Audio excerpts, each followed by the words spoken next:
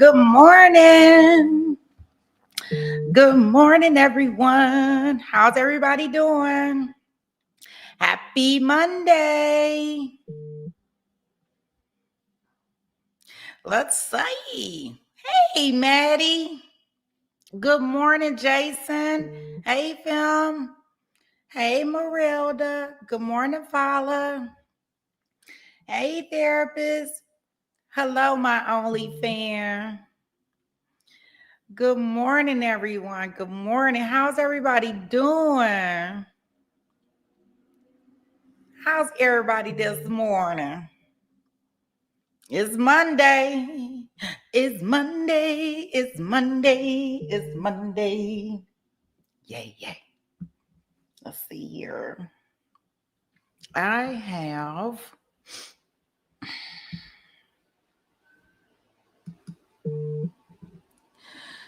what's up, Jason? What's going on? Let's see here. I have so today we are going to try. Now I'm a y'all know how I can be. So we are going to try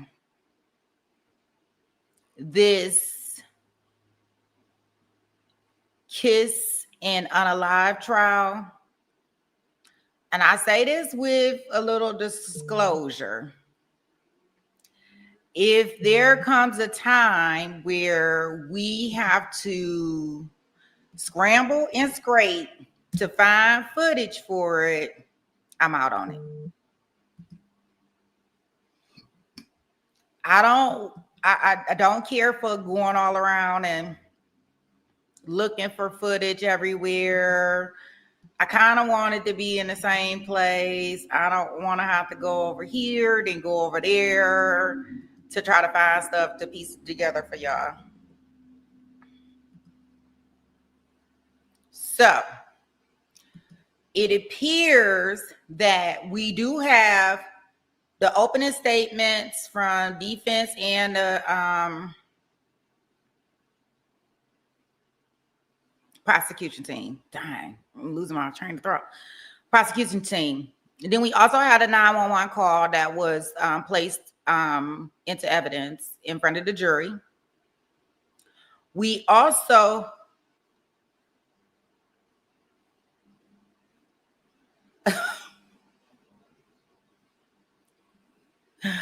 oh no, not no, it really OnlyFans, you can't be my OnlyFans. Okay. So what we'll do is we'll go into listening to those. They are supposed to be on day 4. And I'm like, well, how y'all gonna stream day 4? And we haven't, they didn't stream any other days. So versus us going directly into day 4, we are going to kind of go backwards. So,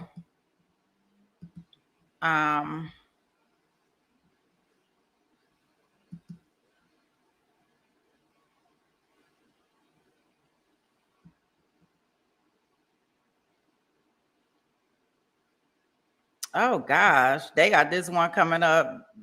I'm telling you, these cases that they got coming up is something else. This is another one that I wanted to watch. I'm gonna show it to y'all real quick because I think I was looking at this one last night. I just didn't know who was gonna be when they were gonna be doing it. You know, Florida don't never let us down. So I'm gonna show y'all that one. And y'all know how I do. We can switch up at any time. We can do both of them. However y'all want to do it. You know, Florida always has to be on court TV or trial, law and crime. They got to be somewhere. Like yeah. Florida is not playing. They have to be in the news. Hey, Baca, good morning. Hey, Rachel. So yeah, I seen this one yesterday, but I didn't know who was going to live stream it. And it looks like they just selected the jury. So I'll show y'all the preview. We will watch what we have. And then let me show you. Let me just show it to you guys. And we can kind of determine what we want to do. Because I think this one is supposed to start this morning too. Let me see.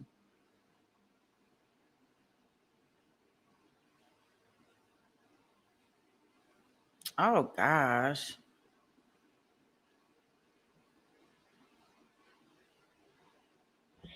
Let me share it. I was just reading some of it. I read some of it yesterday and I was like, this where he done unalive his mistress.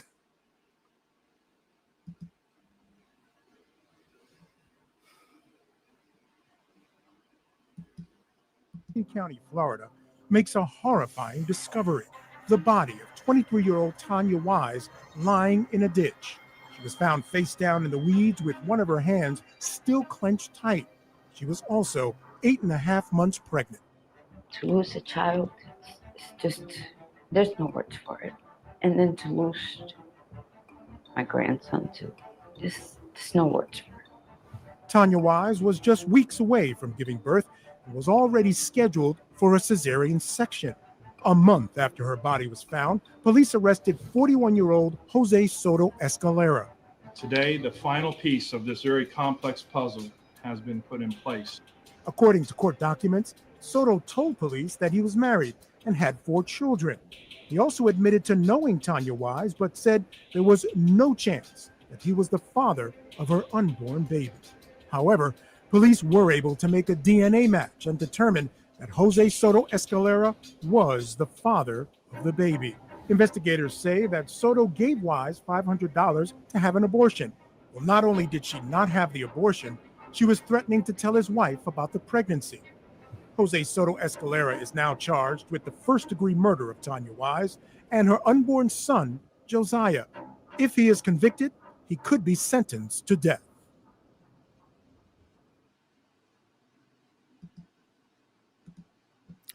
So, hey, Dandelions, how are you?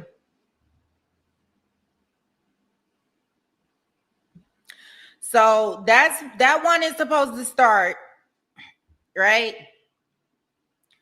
So what we'll do is I don't know what time that one in Florida is going to start. I know they were picking the jury.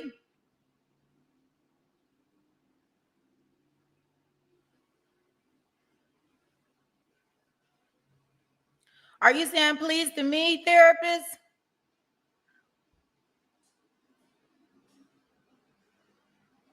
Please.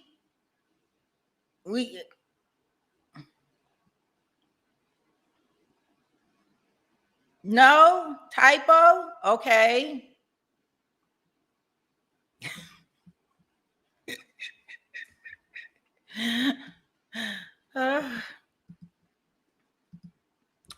Okay, so what we'll do first is we will go ahead and get started with our Kissing Unalive. We will start with that one. If you guys don't remember, this is the one where she is charged with first-degree intentional homicide after allegedly stabbing her boyfriend in the chest. And she instructed witnesses to tell police that he unalived himself. I know. I know. So I am going to get the opening statements pulled up so we can kind of listen and see what it's about. And then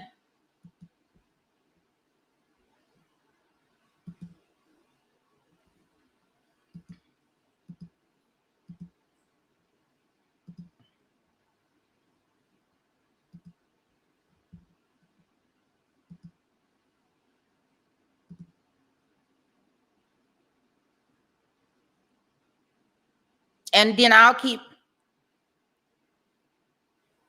You say he got a plea out? I don't know. I think they started picking the jury last week, therapist.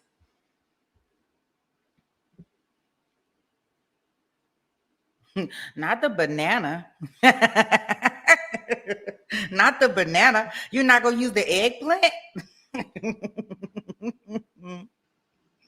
Hey, Irish Amy. Good morning. How are you?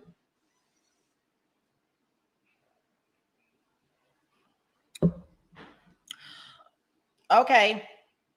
Well, let me see those ones and those sweet peas. Are we ready to get into the opening statements for our Kiss and Unalive trial? Let's see what this is all about. You all put enough ones in there for everybody?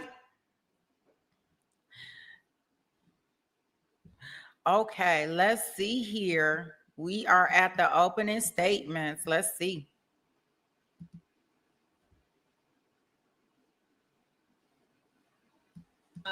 Is to search for the truth. The truth, it does not change. This trial is about the homicide of Joey Carnut. Last summer, July 18th, 2024, in the city of Appleton, off of Northland Avenue. John Pfeffer and Christy Cleland had known each other for about 15 years or so and were dating.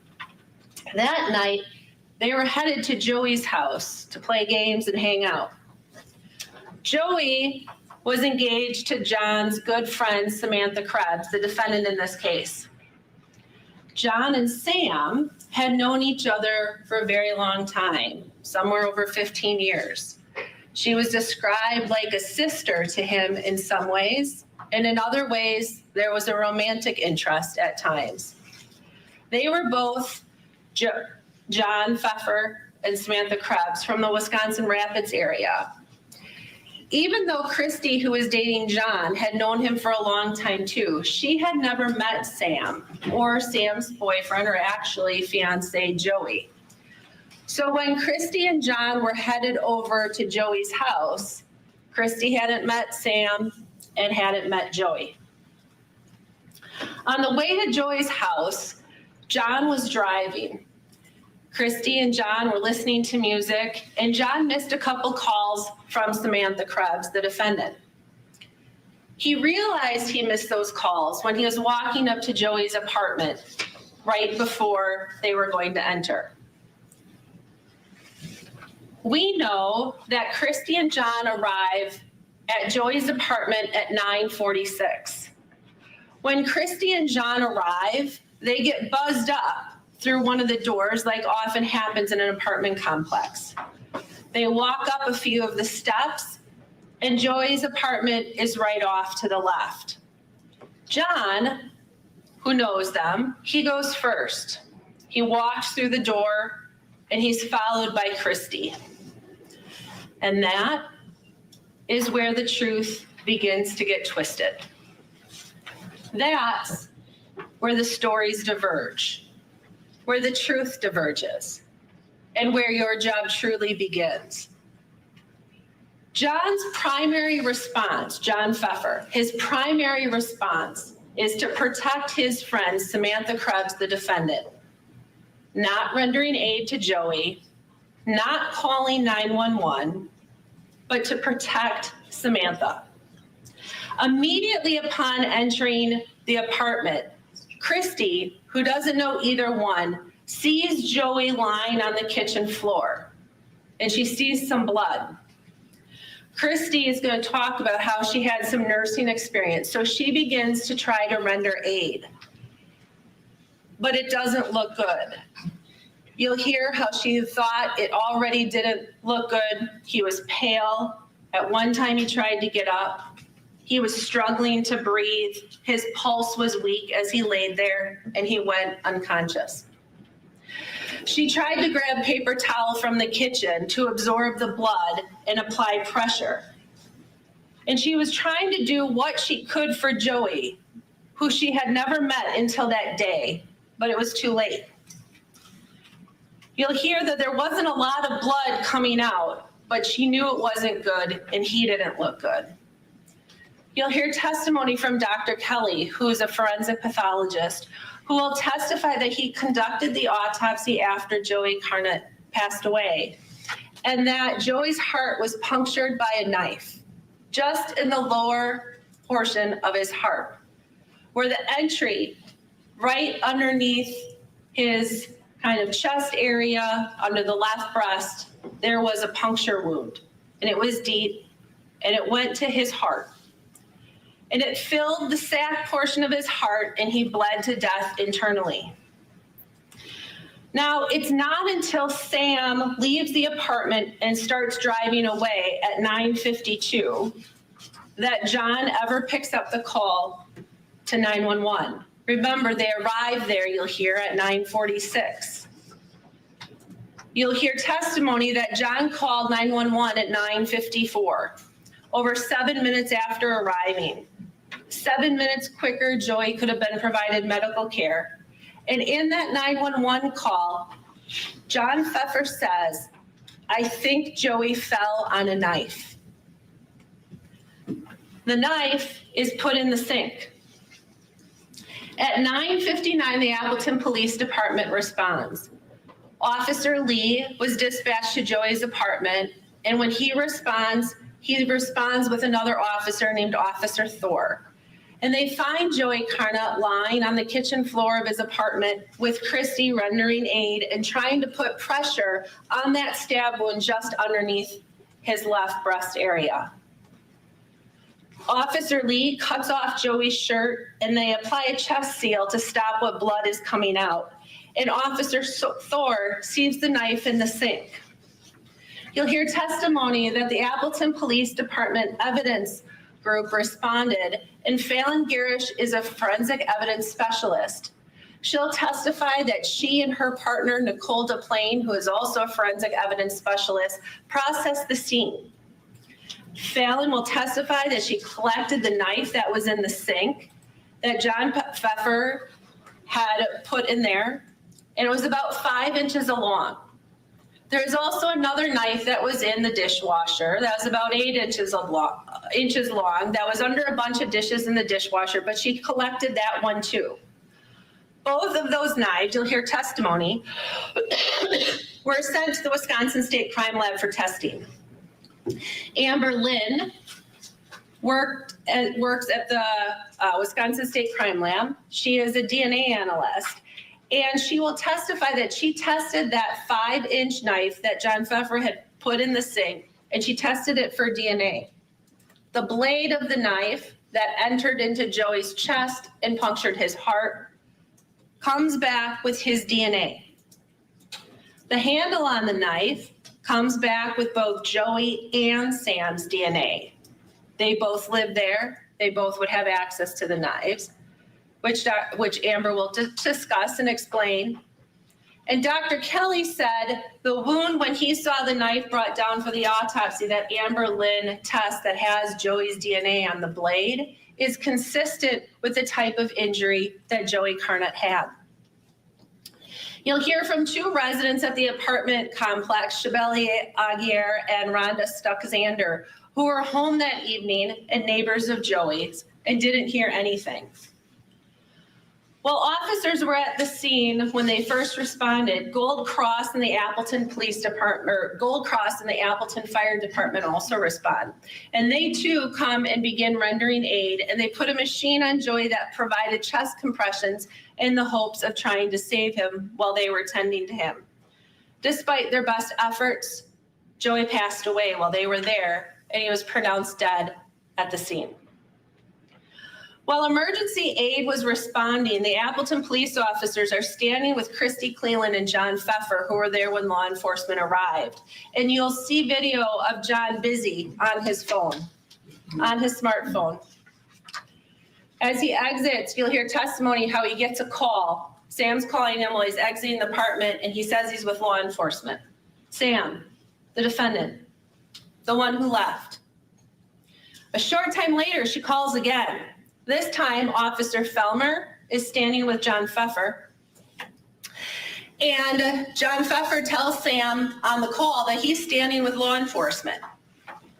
And she's talking to him, he's talking to her, and he gives Officer Felmer the phone with Sam on the other end. Before he does that, John tells Samantha that he's with officers so that she knows. And Officer Felmer gets on the phone, talks to Sam, and you will hear that call. You will listen to her demeanor, the comments she makes, the way she responds. Samantha is asking Officer Felmer, what's going on? Just a little bit after she left. What's going on? She says, I'm at a friend's. He says, can you come back? She's like, well, what's going on? And because things were so serious, they didn't want to explain it over the phone. And he said, we'll explain when you get here. Then Officer Felmer confirms her boyfriend's name and confirms that it's Joey. And she asks, is he okay? Officer Felmer says something happened to Joey. And she asks, is he okay? Then she starts talking, and you're going to listen to her demeanor about how he had a manic episode, was crazy earlier, was upset about a court date with his son. And then she responds, she left earlier in the night around 7 o'clock, long before anybody came, not just the short time before. You'll remember, and you'll hear testimony, that she left at 9:52, but she tells Officer Felmer it was 7. When she left, she knew Joey was on the floor. She knew he was bleeding. She knew he needed medical care. She then goes on, and you listen to her demeanor, and you'll hear what she has to say about how that Joey thought she was cheating on him, that he wasn't on meds because they didn't come in the mail, and he didn't have them for 24 hours. And then she says, is he okay? She knew he wasn't. And you'll listen to her demeanor. Well, should I go to the hospital? Officer Felmer says, I don't know what his medical state is. You remember, he's standing outside, but he doesn't tell her. And she says, well, what do you mean his medical state? At one point, she says, did he take something? She knows. He was bleeding on the floor in the kitchen when she left. Officer Felmer says that she was found with friends. We know John Pfeffer and Christy Cleland. She knows because she's talking to John Pfeffer. That's whose phone she called. And Officer Felmer says that when he was with friends, he collapsed. And she gasps. Well, what does that mean? And you'll hear her tone, and you'll listen to her demeanor. And then she says, did he take something?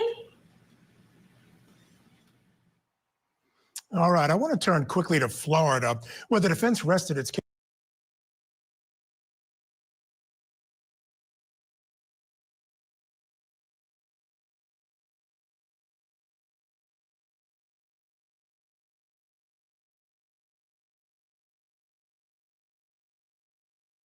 Y'all can't hear me because I got my mic muted. Oops. Okay, so that's the prosecution's opening statement. That's what Court TV, I know. If it gets too wild, I can promise you I'll be out on them. But we will cover what we can. Hopefully it's everything. So what I got out of this is that, hey, Samantha actually allegedly stabbed him for whatever reason they had going on. Her good friend came over and he was helping her cover everything up, right? And let her leave the house. And he was over there with his girl, Christine. She don't know none of them. So she like, what is going on? She a nurse, and she just trying to render aid because she see this guy with this knife like stuck in his chest. So she leaves, Samantha leaves, And to my understanding, her friend wipes down the car, wipes down her phone, does all of this stuff to conceal that she was at the apartment. Like he was like accomplice, right? After the fact, because he was helping. So we do have a defense statement.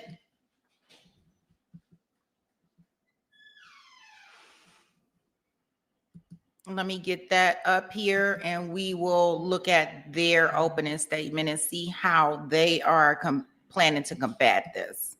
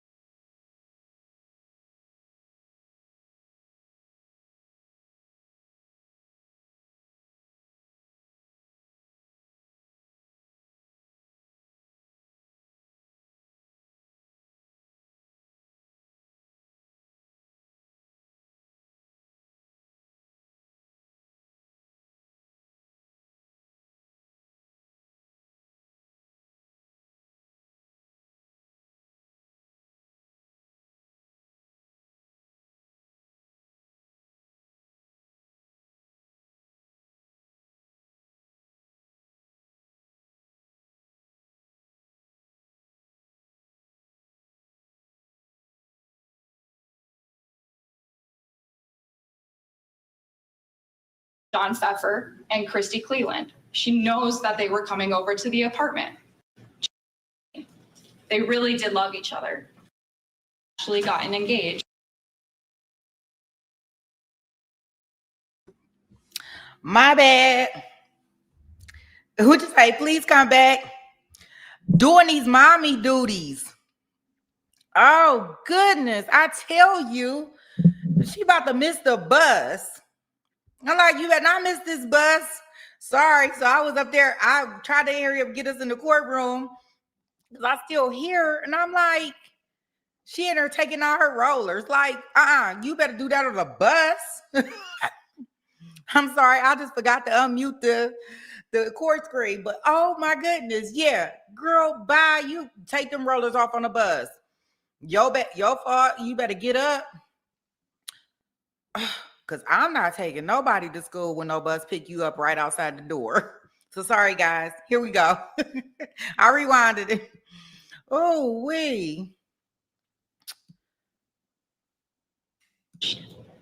But like any relationship, there's had problems. There were issues that existed.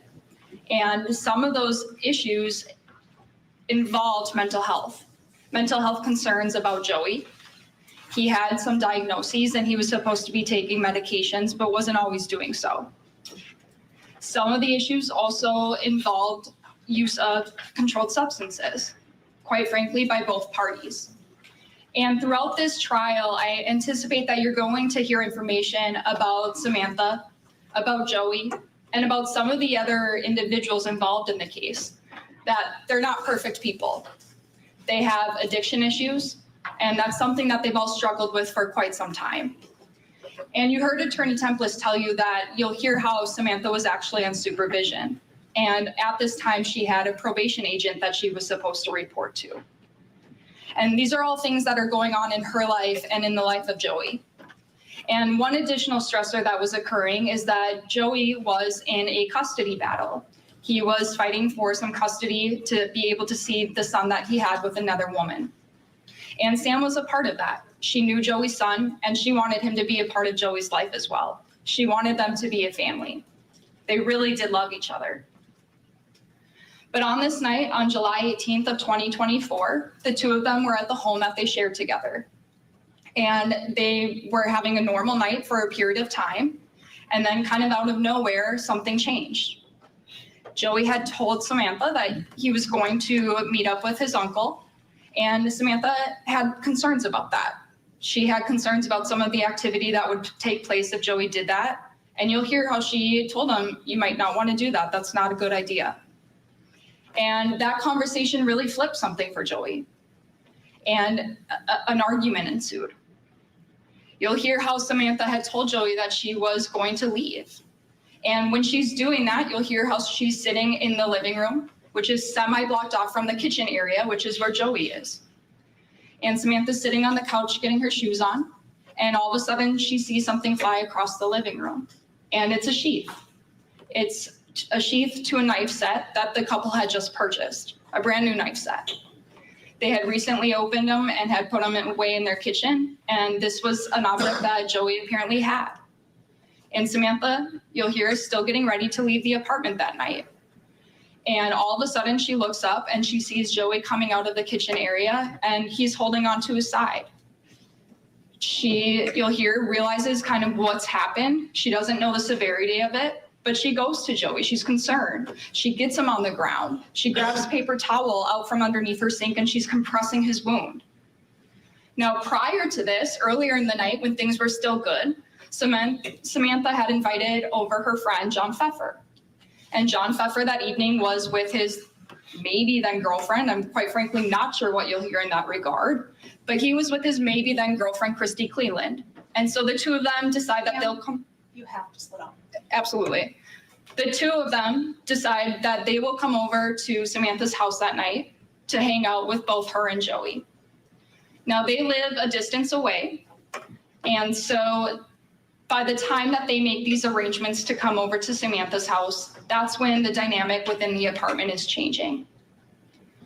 By the time Samantha is on the ground with Joey compressing the wound, she hears the buzzer And she gets up to go and let in John Pfeffer and Christy Cleland. She knows that they were coming over to the apartment. She was expecting them. And so she buzzes them in and she goes back to Joey.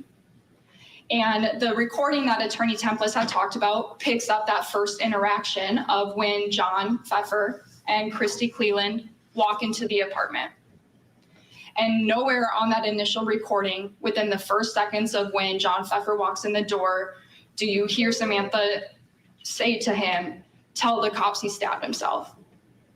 Now, Attorney Templis read to you what she believes that that recording says, but you'll get to hear a copy of it for yourself. And you'll get to determine what was actually said during those couple of minutes that were actually recorded. But I want to highlight that Attorney Templis had talked a lot about how the truth never changes. And quite frankly, you're going to hear a lot of different versions of this truth coming from John Pfeffer's mouth. He never tells a consistent story about what happened. And something that you're not going to hear, or I anticipate that you won't hear anything about during the course of this trial, is Samantha asking John Pfeffer to cover for her. What is told to the police initially and later on is all done at the hands of John Pfeffer. You won't hear anything about Samantha being involved in any type of plan to cover up what might have happened that night. You're not going to hear any evidence of that sort. So we go back to that evening. We have Sam over Joey holding onto his wound, and John Pfeffer and Christy Cleland walk in. There's this recording that takes place. But again, you'll hear how Samantha was on supervision at this time. And I also anticipate you'll hear how there were items in that apartment that shouldn't have been there. And John Pfeffer was aware of that. And you'll hear on a recording that he tells Samantha that she should leave. All right, so obviously the defense telling a very different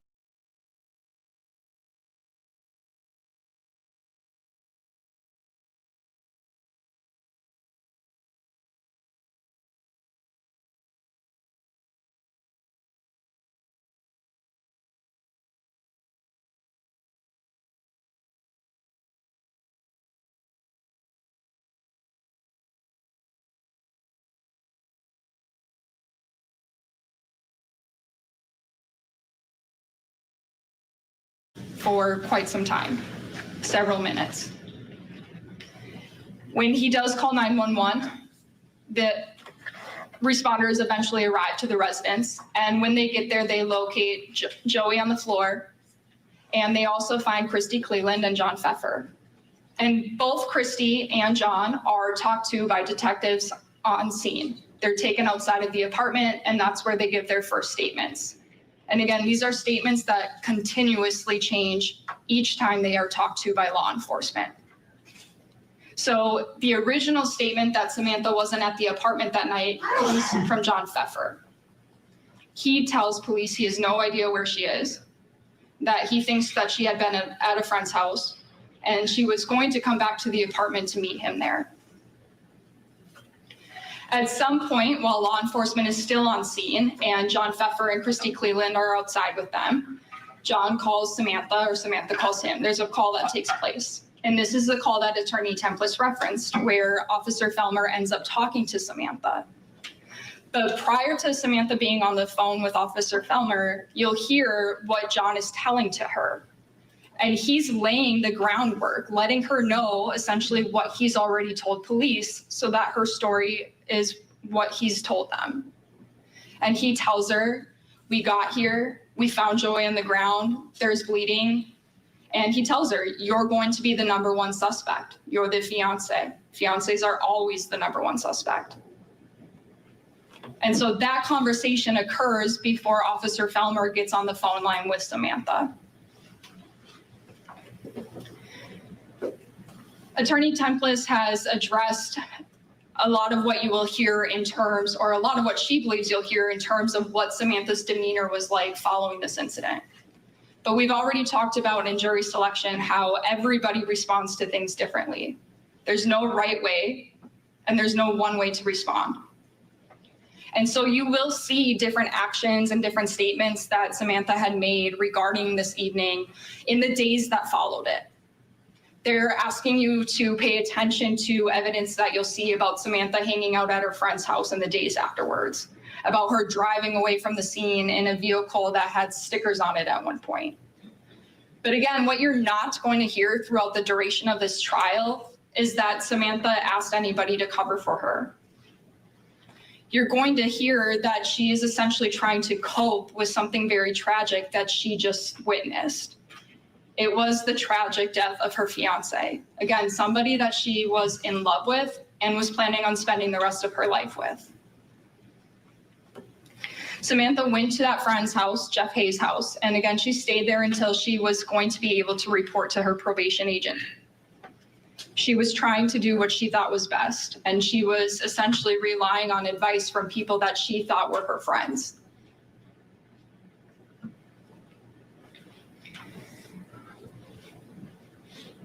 We've talked a lot now in opening statements. It's really a roadmap for what the attorneys expect that you will hear throughout the duration of the trial. Some wise man that I work with always explains opening statements as a bookend. So first we tell you what we think you're going to hear, then you hear it for yourselves. And then at the end of the case, in closing arguments, we come back up here again and tell you what you just heard. But again, just flipping to some of the things that I want you, or I'm asking you to pay attention to, things that I don't think you will hear anything about. You're not going to hear anything about text messages or phone calls between Jeffrey Hayes and John Pfeffer, where the two of them are planning some conspiracy to cover up for anything that Samantha might have done. Now, there are phone calls that occur and a text message saying 911, this is an emergency that happened that night, but there's no response to them, no immediate response, and there's no other further follow-up conversations between the two. There's no, Attorney Templis has said that the truth never changes, but the fact of the matter is that you're not going to hear any consistent truth. So really no truth, because there's no consistent version of anything that John Pfeffer says happened. You're not going to hear anything about there being some type of physical altercation on the night of July 18th, 2024 between Samantha and Joey. In fact, you're really not going to hear about any physical arguments happening between the two in the past at all. You're not going to hear about any defensive wounds that Joey would have had to his body. There's just one single stab mark. You're not going to hear any testimony again about Samantha asking anybody to cover up for her. You're not going to hear that Samantha would have had any motive to harm Joey in any way. You're not going to hear anything that would lend you, or I think find you to believe that Samantha would have had any intention of harming Joey in any way. None of that exists here. Attorney Templis got up here and she said that your job as jurors, and I agree, is to find the truth. And the fact of the matter is that the truth in this case is that there was no homicide. What happened to Joey Carnot was, quite frankly, a tragic accident. It was suicide. And whether it was accidental or intentional, it is not something that Samantha participated in. The truth is that Samantha did not kill him. She did not harm him. And when I get back up here at the end of this case and closing arguments, I will find or ask you to agree with me on that. I will ask you to find Samantha not guilty. Thank you. Okay, thank you, counsel.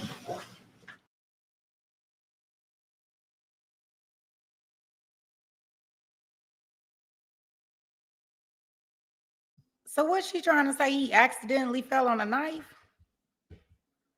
Y'all talk to me. What are we saying here?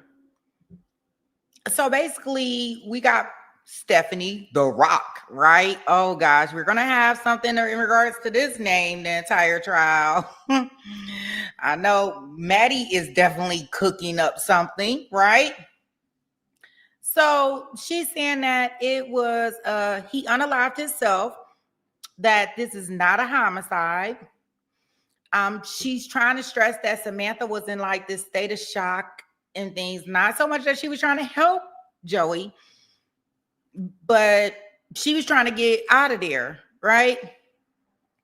She's saying that they didn't have any issues. You know, of course, everybody is doing some kind of drug-like behavior. I don't know. Like, they deeply in love, but have mental health things going on. And I guess a lot of this is going to depend on, not a lot of this, but you know, the evidence is going to show, right?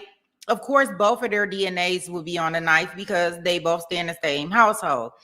But I mean, look who we talk about to actually stab yourself. Like, I just don't know, right? Yeah, dandelions, it was. It was mentioned earlier. And you know, I guess the big thing that makes it look so bad for her is because she left the scene, right? And she's talking about she left the scene because she was on probation.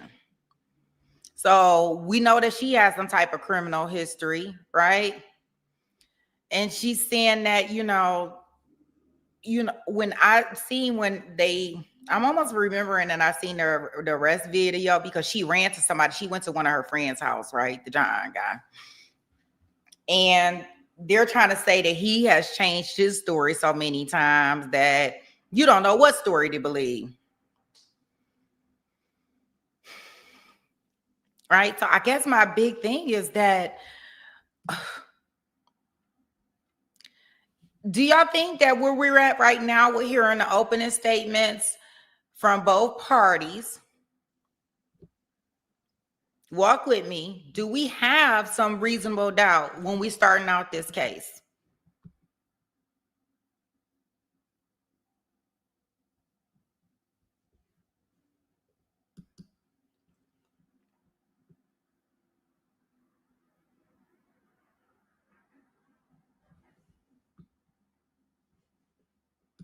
That's what I'm wondering. Like, I guess there could be possibly some reasonable doubt.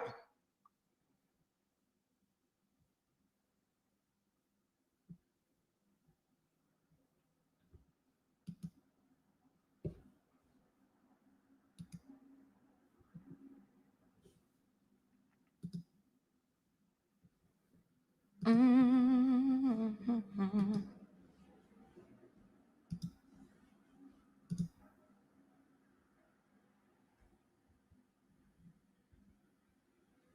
Okay. I'm doing great, Barbara. Thanks for asking. It's Monday. I'm continuing my Sunday fun day into a Monday.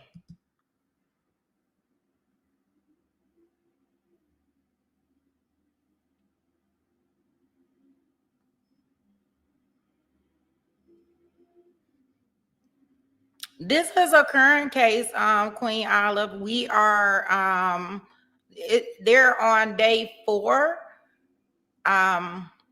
It wasn't streamed through Court TV like they normally stream things. So they're supposed to be going to day 4 of the courtroom today. So we're going back and we're actually looking at everything. So I guess in summary, the defense is trying to say, hey, this was a tragedy, right? It stems from maybe violent but unintentional act, and that he possibly committed his own unaliving by an emotional crisis. And I think that's why they were saying that he was on medication for mental health. They're definitely trying to lead to that it's not unaliving on her part. So she's urging the jury, rightfully so, that with the absence of any intent to find Samantha not guilty. Now, as you can see right here, it does have the graphic testimony warning up here.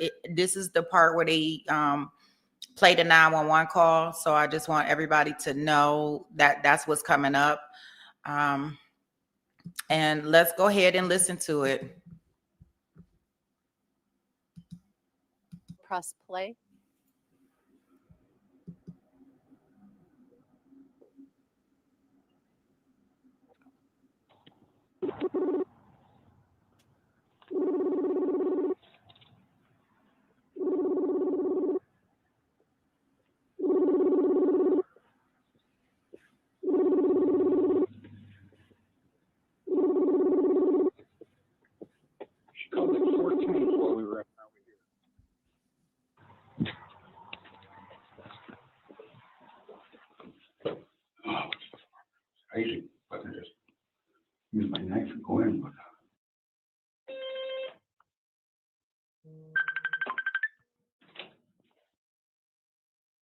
Hello.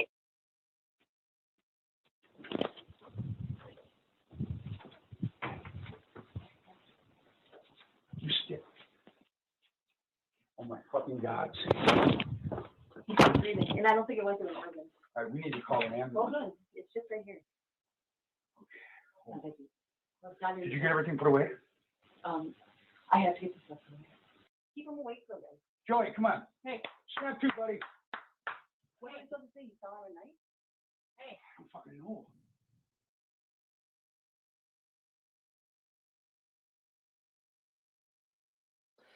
Then, thank you. Ms. Kruger, if at the end of it, if you look at the screen, does it end at 21:47:54 and also 7:55 at the timestamps on the lower left? I'm sorry, I just need to stand up to view that. Yep, go ahead. Not a problem. 21:47:54 and 7:55. Yes, And is that where the audio ended on the work that you did? yes, it is. From here forward, is there any sound in the remaining section of the video? No, there is not. If you look at the far right corner, does the video that we have at the surveillance camera last for 19 minutes and 40 seconds? Yes, it does. And is that the entirety of the video that you had? Yes, it is. And was this the singular audio portion you had? Yes, it is. Thank you. I'd like to then have you review one additional video. And if you look at this particular one, do you see the time or the name at the top called Wisconsin State Crime Lab, parenthesis WSCL, parenthesis video, dash enhanced, period, MP4 at, or dash VLC media player? Yes, I do. Can you describe what we are looking at in this particular situation with what you have included? Yes. This video is a video that I clarified and added annotations to. It's been, it's had distortion correction done, as well as had text added to describe when audio is present and audio is not present. Additionally, at the time period of interest, there is magnification done as well. Can you tell me what distortion correction means? Oftentimes, lenses have different focal lengths, and a wider lens will make a image appear as if it has curved lines. So what I've done is I've straightened out those lines within the image, and that's why the outside of the video appears to be curved, because I've corrected the curvature on the content of the video. So while you're enhancing the look of it, you're not actually changing the video itself in terms of what we're able to view on the video. Correct. I have not changed the physical content of the video. So I would like to play the portion again that we had played in the previous one. And on the left, do you see this, the same timestamp at 6:30 on the lower left corner? Yes, I do. And does this start before the audio begins? Yes. And is that noted on the top portion of your, kind of the middle of the screen above what we see saying audio not present? Correct. Okay. I would like to play this portion from 6:30 and we'll play the same portion of that.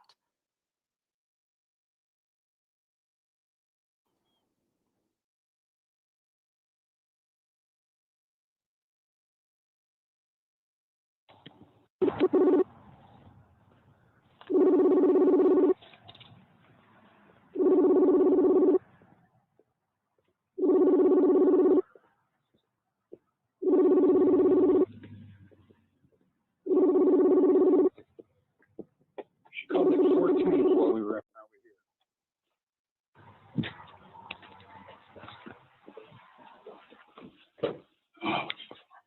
crazy, but I just use my knife and go in. But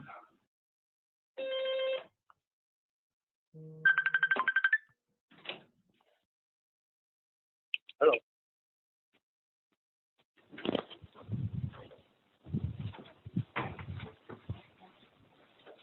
You stick. Oh my fucking God. He's breathing, and I don't think it was an organ. All right, we need to call an ambulance. Hold on, it's just right here. Okay. Did you get everything put away? I have to get this stuff away. Keep him awake for a minute. Joey, come on. Hey, Snap to, buddy. what are you supposed to say? You fell out at night? Hey. I don't fucking know.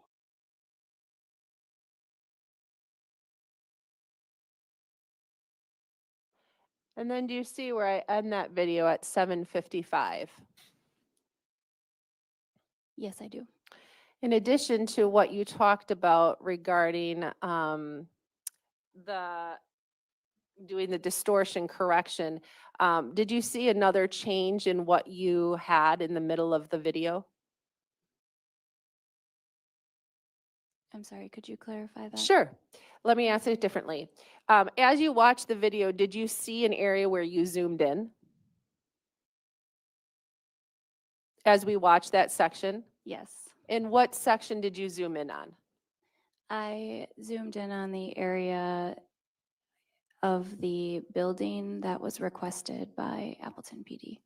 And in that portion, were you able to see individuals at that time when you zoomed in? It did appear that there were two figures, yes.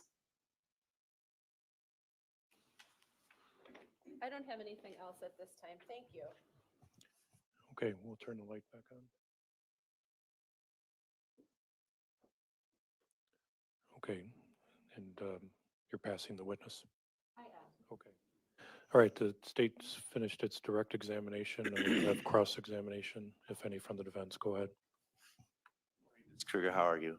Doing well. So I just want to make sure that I understand exactly what you did here. And let me start by looking at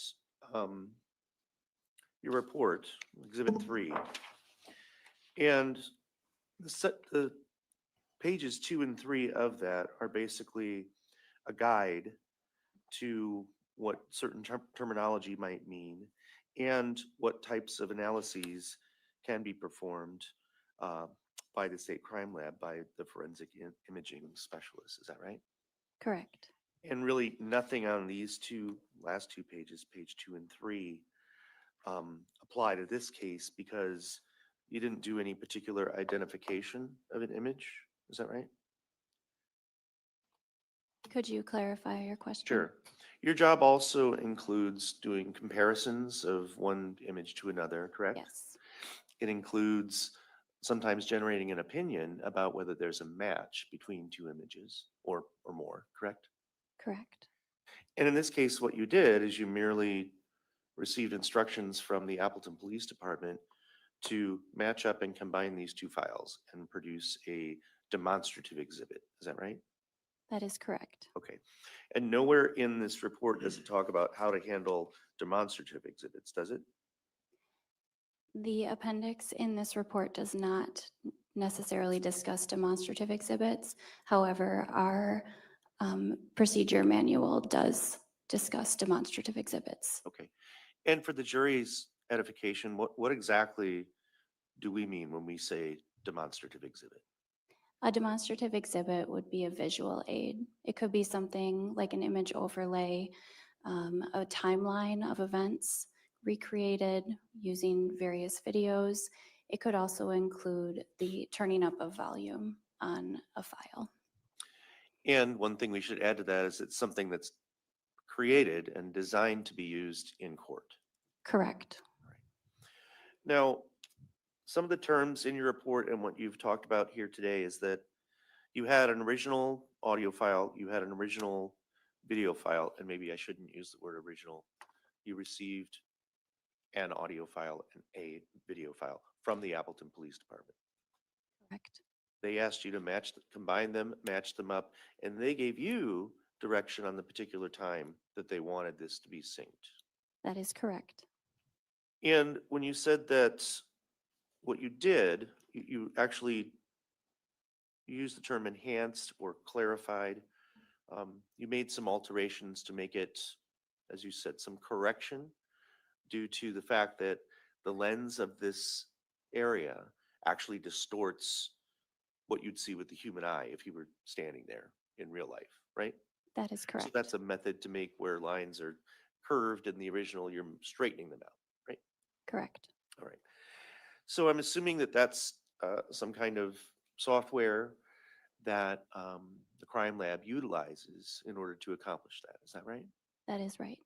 When you talked about clarification and I believe amplification was another word you used, that's also some kind of software that the crime lab uses to enhance the video and the audio, correct? That is correct. When you said distortion reduction, I think that's how you worded it. Did I get that? I think I said distortion correction. Distortion correction. Okay. Again, that's some kind of filter or enhancement that is applied by a computer program to process this, correct? Yes, that is correct. All right.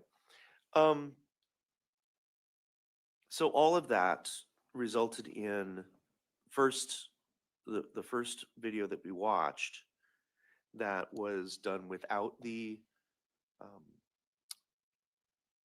correction for the curving and also without that magnification, correct? Correct. And then you did further processing of the first exhibit that you had created and made those further enhancements at the request of law enforcement, correct?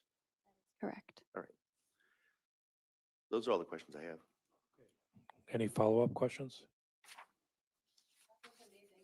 Okay. The exhibits you have, you can hand to the bailiff to your right, and then you're excused. Watch your step when you step down. And Am I okay. released from my subpoena? Yes. All right. Both sides have said the witness is released from her subpoena, so she's free to go. Thank you, Ms. Kruger.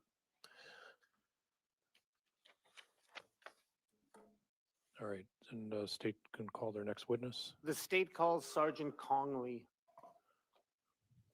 Thank you. All right, we'll have Officer Congley come forward. If anybody wants to stand and stretch for the next minute or so, they're welcome to do that.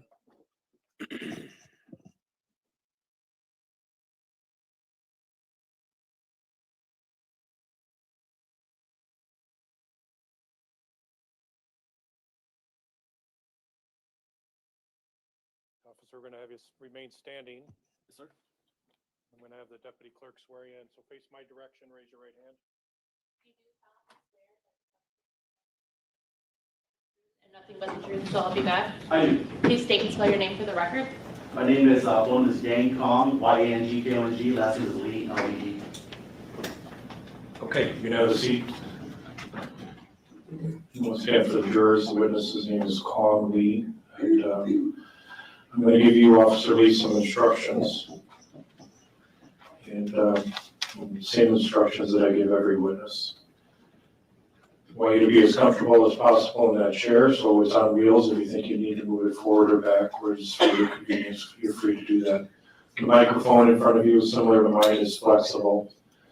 It's important that it stay near you so your voice is projected into the courtroom, so not just all jurors hear you, but everybody in the courtroom hears you. The attorneys on each side are going to ask you some questions, and I may ask you a follow-up question if I think something needs to be clarified. If any of us ask you a question that's poorly worded or awkward, or you just don't understand it, you can ask us to restate the question. Obviously, you're under oath. We want to make sure you give truthful and clear answers, and if the question's awkward, it's going to be hard to do. So you have the option of having us clarify questions, okay? And if you hear an objection from either the prosecutor or defense attorney, pause your testimony. That will give me an opportunity to rule on the objection.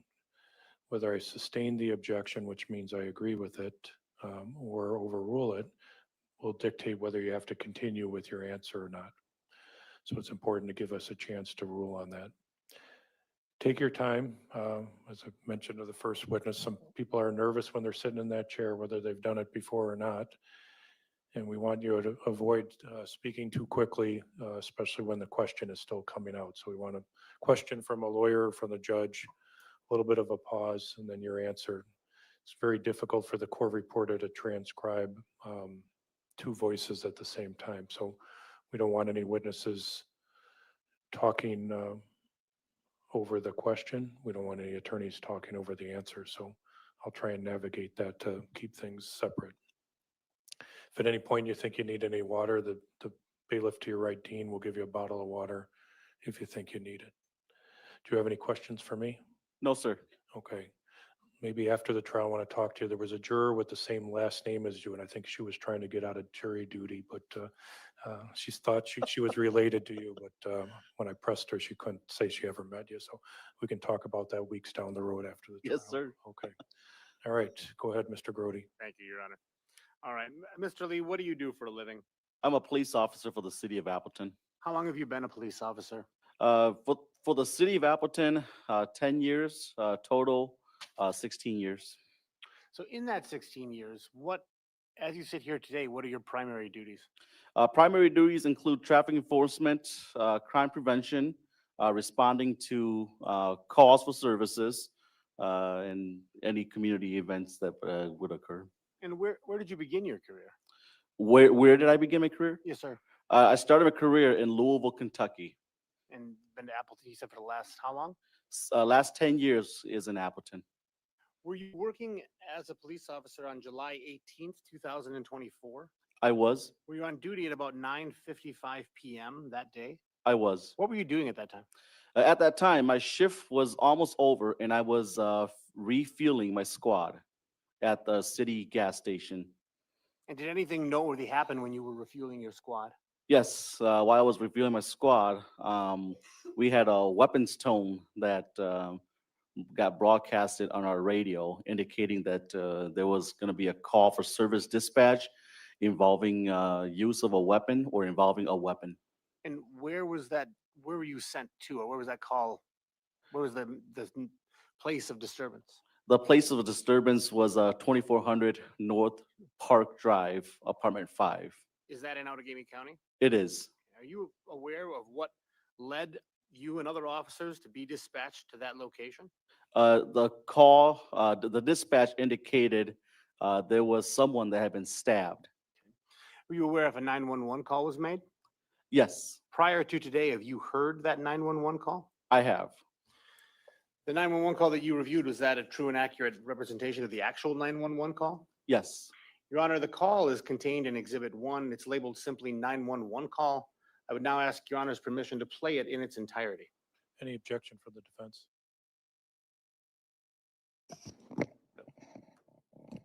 No, Your Honor. Okay. So once again, separate from other exhibits, Exhibit 1, since it's a jump drive with numerous things on it, I'll make separate rulings on whether it's admissible or not. And so in your notes, you could say the portion of Exhibit 1 on the jump drive that's a 911 call is received. So it's part of the evidence. And what's the duration of it time-wise? It is a little over 6 minutes. Okay, you're going to play the whole thing? I will. I'll note the specific times when I open the file. I just. Okay, but are you going to play it without interruption? Yes, sir. Okay, so once again, the court reporter, Robert, for that 6 minutes does not have to transcribe that. The documentation of the 911 call will remain on the jump drive, Exhibit 1. Is there any visual associated with this or no? None related to the call. I'll play it through VLC, and I believe it'll show a traffic cone, but that's from the program itself. That's not based on the 911 call. Okay, so just give the jurors a few second heads up when you're going to start, and then once you complete it, indicate what the counter number is for starting and completing, okay? Will do. I'm opening it now. And I'm just going to pause it because it started playing as soon as I did. It's on the screen now. I will play it from the counter, which is all zeros, to the end, which is 6 minutes and 43 seconds. And then with Your Honor's permission, I'm going to start playing it now. Go ahead. Hey, Outagamie 911, what's the location of the emergency? It's this location, I don't know the address, anytime you know. Okay. We have a stabbing victim, stabbing in the chest. He's bleeding, he's unconscious. Stay with me. Look at me. I don't see any nails in his chest. Okay. Good, buddy. Is this going to be? 2800, do you know? Yeah. Is that the building number? Yes, and apartment 5. Get here now. Okay, you said apartment number 5? Yes. Okay, and was it self-inflicted or did someone do this to him? There's nobody here, so I don't know, but I think he fell on a knife. He slipped and fell. It looks like, I don't know. Oh, I want to confirm, you said apartment number 5? Apartment number 5, yes.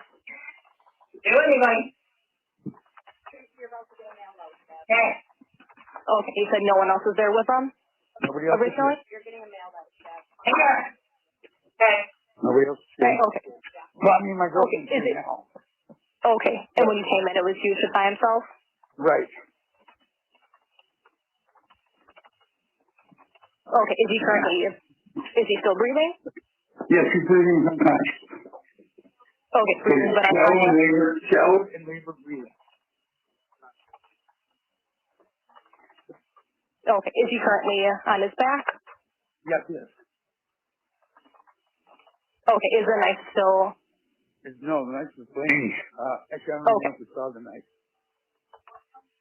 You're not sure where it is? You know what I did? I picked it up off the floor and threw it in the sink. Okay, so it's currently in the sink? Yeah.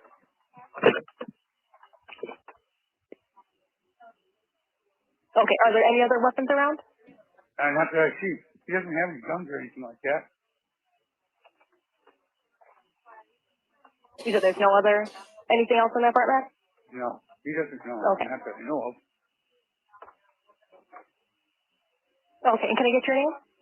My name is John Pfeffer, P-F-E-F-F-E-R. Okay, is this a good callback number for you ending 9666? Yes. Okay. So I'm going to ask you some medical questions. We have help currently on the way, so they'll be there very shortly. So we'll just update them, okay? Okay. I left the door propped open to the apartment. Okay, I will let them know that. You know how old he is? What? We are declining direct pressure. He doesn't look good. Has he got a pulse? Very faint pulse. Okay. Okay, and you said you're applying pressure to the wound currently? Yes. Okay. Do you know how old he is? He's like 30. 30? Yeah. Okay, and he's currently unconscious? Yeah. Okay, and I want to confirm he is still breathing? Yes. Okay. One second here. I'm just updating the responders. And is there any serious bleeding? Is there what? Is the bleeding serious? No, it doesn't look to be bleeding too much. Okay, it doesn't look serious.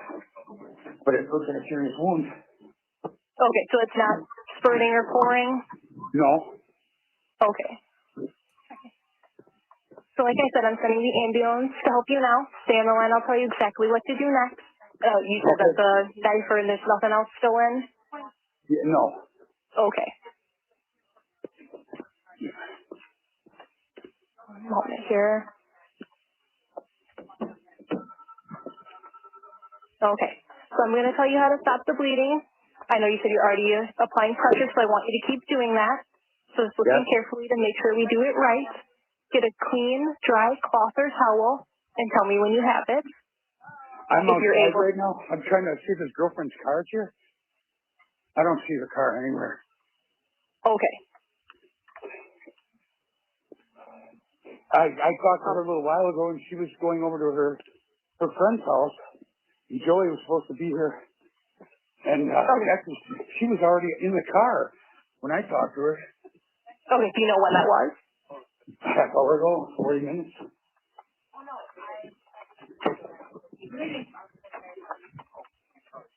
Okay, so she left about half an hour ago? Yeah.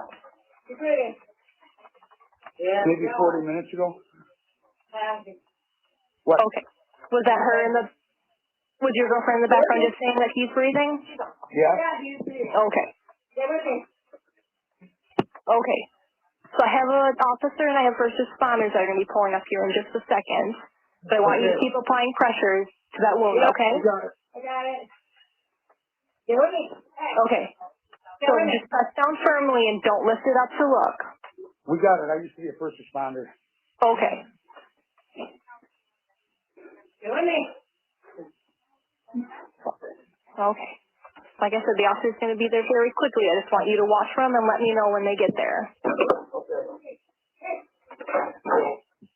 Okay. Is the blood spurting or pouring out? No. No. Okay. Get with me.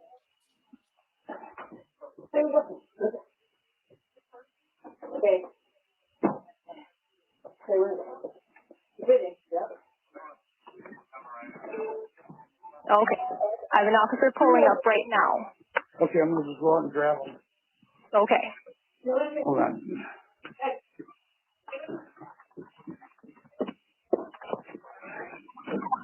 Okay. Is he now, when you were still in there, did it seem like he was gaining consciousness or is he still unconscious? First door on the left. Sure.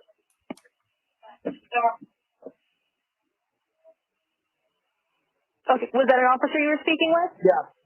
Okay. I'll let you go so you can speak with him, okay?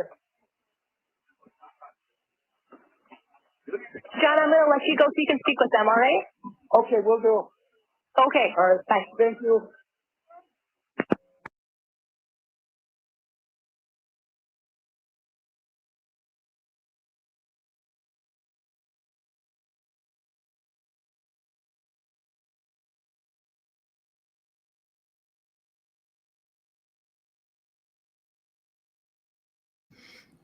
Okay, so I don't know if y'all caught this. Well,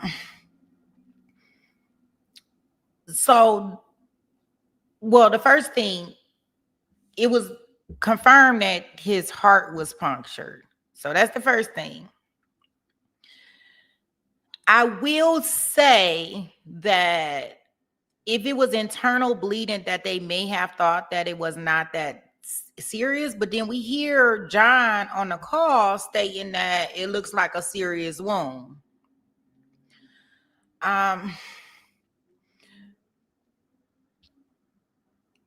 The call that we got, that we just listened to, the 911 call, it wasn't placed to like 7 minutes. And that's why they showed that video before of them talking outside with that Ring camera.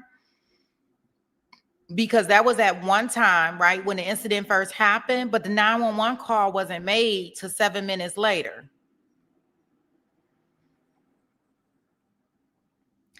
So, of course, this goes for the prosecution in a way because it's being, the narrative is portrayed that, you know, it was a broader scheme, right? She just wasn't leaving away because she was on probation, and that's why she left the scene. It's because the delay and everything is because she had actually did this to him.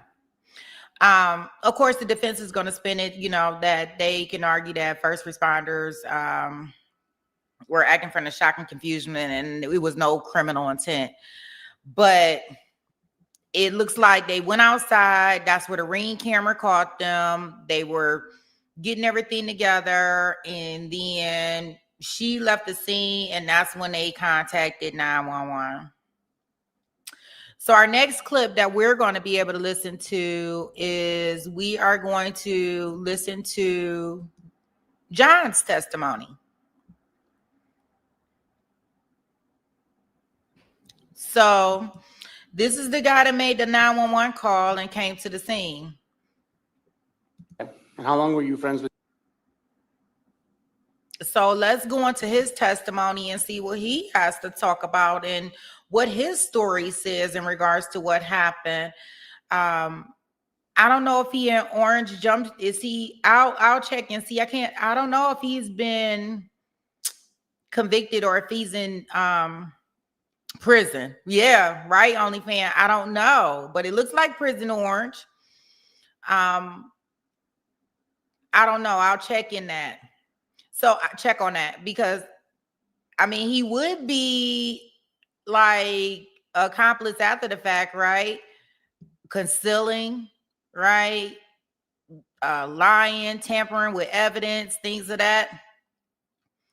You say you never wear orange to testify? Rachel, no orange. I don't know. Maybe that's all he had in his closet. He got glasses, so that's why I'm like, I don't know. I don't know. Okay, so let's go ahead and listen to John's testimony and see what he has to offer and if the defense can trip him up in regards to his statement. Joey, About 6 months. how often would you say you communicated with Samantha? Every other day, maybe. Okay. And how often would you say that you communicated with Joey? Every 3 or 4 days. Okay. How about spending time with them, hanging out with them? How often would you hang out with Samantha? About the same amount of times as I hung out with Joey. They were usually together. What amount of time was that? A couple times a week. Okay. Or what, 2-3 times a week? Maybe 2 times a week. 2 times? Yeah. And you see. Okay, so I just confirmed, yes, he is in jail. So y'all do know the prison wear garb. You do know the glasses, the accessories that you have. Dandelion's got it, the $2 readers. He's in jail. Yes, he's in jail. They have him. He is on a use immunity deal, right, guys? So that means that whatever he's going to testify to today in court, they can't use against him. Something like Wendy. So, yep, got it, therapist, a Wendy deal. He got a Wendy deal. So let's see what he has to say.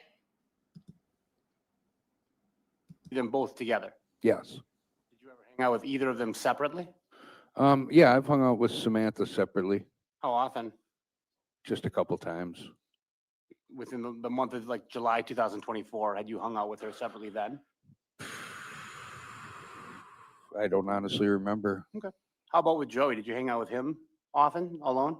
No, not too often. Maybe once or twice. Any in that month of July of 24 that you recall? I don't believe so. Okay, thank you. All right, so when we left off yesterday, we had just spoke about your kind of initial conversations with law enforcement at that apartment, and then you agreed to go to the Appleton Police Department to give a further version of what took place. Do you remember that? Yes. Okay. Yeah, the microphone. If you like what you just did, if you say something and it doesn't pick it up, you can just feel free to repeat what you said. Okay. So is that correct then, that you went to the police department to? Yes. Okay. When you got to the Appleton Police Department, what did you say happened to Joey initially on July 18th, 2024? What did I say happened to Joey? Mhm. God, I honestly don't remember. Would it help refresh your recollection if I played a clip of your interview? Yes. Okay. So I have on Exhibit 1, it is entitled 3-Pfeffer version 2. It is a little over 3 minutes, I believe 3 minutes and 22 seconds. And it notes this first version. Now, Is there a counter number that starts and ends? Just so it's. I plan to play the entire video, but when I bring it up, I'll pause it and just note what's on the screen. Okay, and on the counter, is that the actual time or is it just started 000? It starts at 000. Okay, and just as a refresher for the jurors, there were separate exhibits that just had their own stickers, and that first one was a jump drive that has many things on that. And just to have clarity on your notes and the record, there might be times where I interrupt the prosecutor, which I apologize for. But just so as I'm jotting down notes, you're jotting down notes, we have some clarity in how that jump drive is defined or mapped out. And so he's saying this is a clip of an interview sometime later on the evening of July 18th, 2024 at Appleton PD, and you can describe it further before you play it. I think it's a fair description. It's a clip of Mr. Pfeffer at the Appleton Police Department. I'm going to play it and then pause it real quickly, just so I can note the time. Okay, well, why don't you just walk? Okay. And I'll note that on the screen itself, it's a recording from a body camera. At the top right, it notes 2024 07/18, and then the time 23:48:17. The clip is 3 minutes and 22 seconds long. I plan to play the entire thing. May I? Yes. Thank you. Okay, well, why don't you just walk us through, let's just start I with. don't remember the times anymore. Just approximate is fine. I don't even know what time it is now. Let me think about this here, about guesstimate 9:15, something like that. I talked to my friend Samantha, and we were gonna go over to her house and meet her and her boyfriend Joey. She was not home. She was in the car driving somewhere. I told her I'd meet her there in about an hour. My girlfriend and I would meet them there in about an hour. So we arrived at the apartment. The apartment door was unlocked. We walked in. Joey was laying in the middle of the kitchen floor, blood, out cold. And that's where everything gets a little fuzzy. I don't remember. Christy, she immediately, I told her to apply direct pressure immediately. Gave us a paper towel that were kept underneath the sink. I grabbed those, I gave them to her. I grabbed some towels and I gave them to her. I said, just put direct pressure on and keep him on his back and keep him comfortable. Does he have a pulse? She said, yes, but a weak one. She checked it. I called our mutual friend, Jeff, is a paramedic. So I called him immediately and I didn't get a hold of him. So I left him I didn't leave him a voicemail. I sent him a quick text, Jeff, 911. This is an emergency. And then I called his neighbor, Chuck. I didn't see the wound. You know, I thought I was going to take him to the hospital. I mean, that was my intention. I thought it would be faster than calling the ambulance. So Jeff didn't answer. I called his neighbor, Chuck, who I also know. Chuck did not answer as well. I gave him a text message, 911, I need, emergency, call me right back, whatever. Neither one of them called me back. So then I talked to Christy, talked to Joy, kind of had gotten up but kind of like he was drunk. He got half-assed up and stumbling around the kitchen real bad. And so I kind of grabbed him and put him right back down on the ground on the fluorescent test. They laid flat and put the pressure back on it. And then I called 911, talked to the dispatcher. Christy, my girlfriend, she was holding direct pressure on the whole time. I was on the phone with the dispatcher. I went outside, opened up the door, the apartment outside there, propped it open, stood there with a flashlight, so I could get the officer's attention when they heard the ambulance. And we went back in after the cops got there, and that's all they were doing. They were doing CPR on him.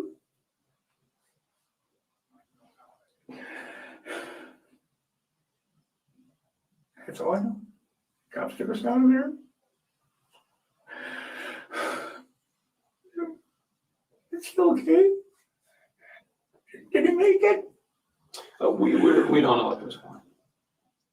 I said, we don't know a whole lot. So that's why we're.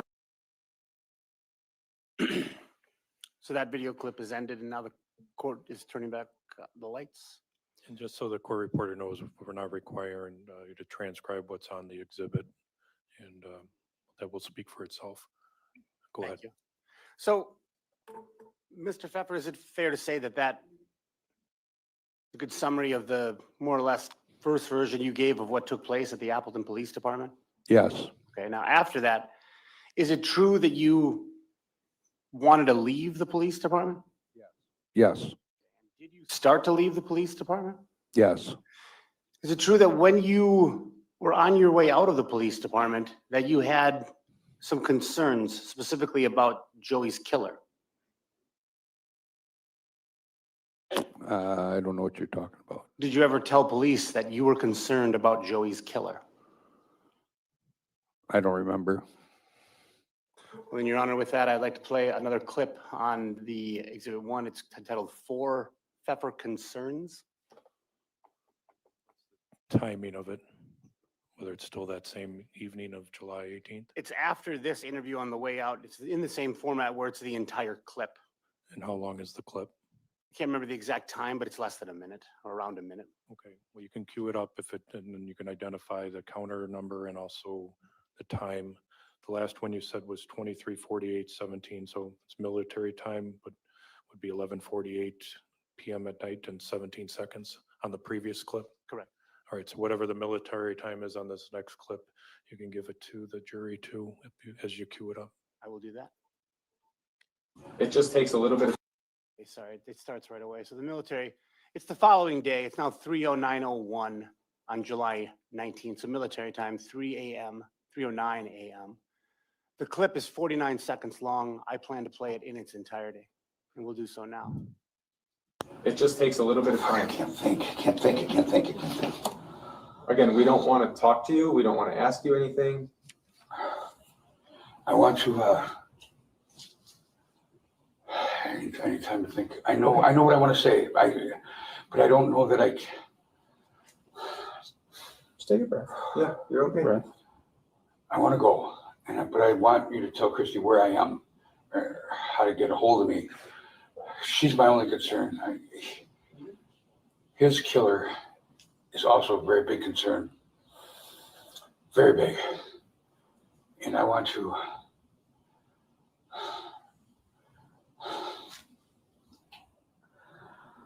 Fuck.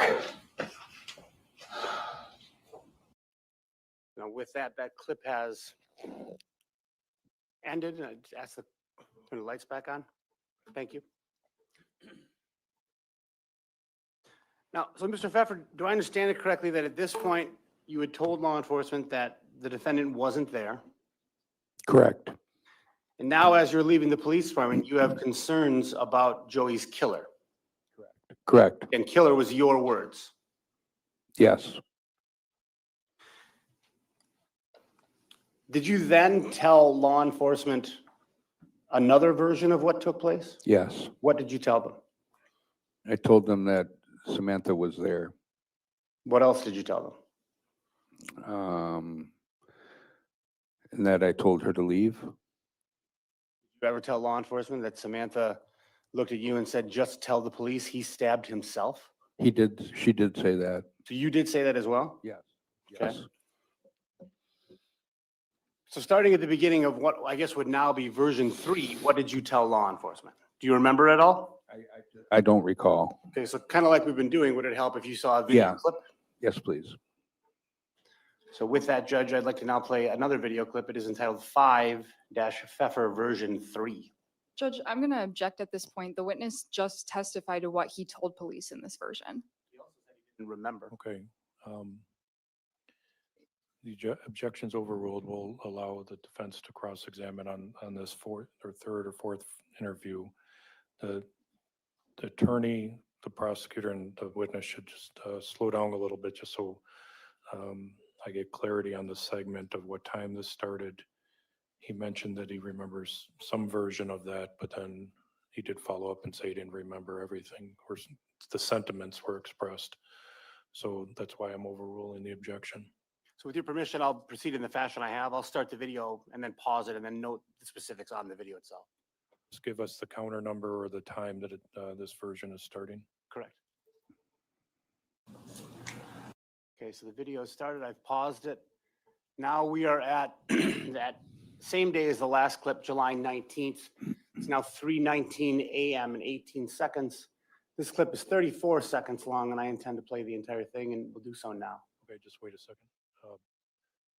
3:19 and how many seconds? 18. And how long is the clip? 34 seconds. Okay, go ahead. I had 4 missed calls when I pulled into the parking lot from Samantha. Didn't think much of it. I just walked in the apartment, hit the buzzer. She buzzed me in. Walked into the apartment. Joey was laying on a linoleum in the kitchen. She looked at me dead in the eye. She said, just tell the police he stabbed himself.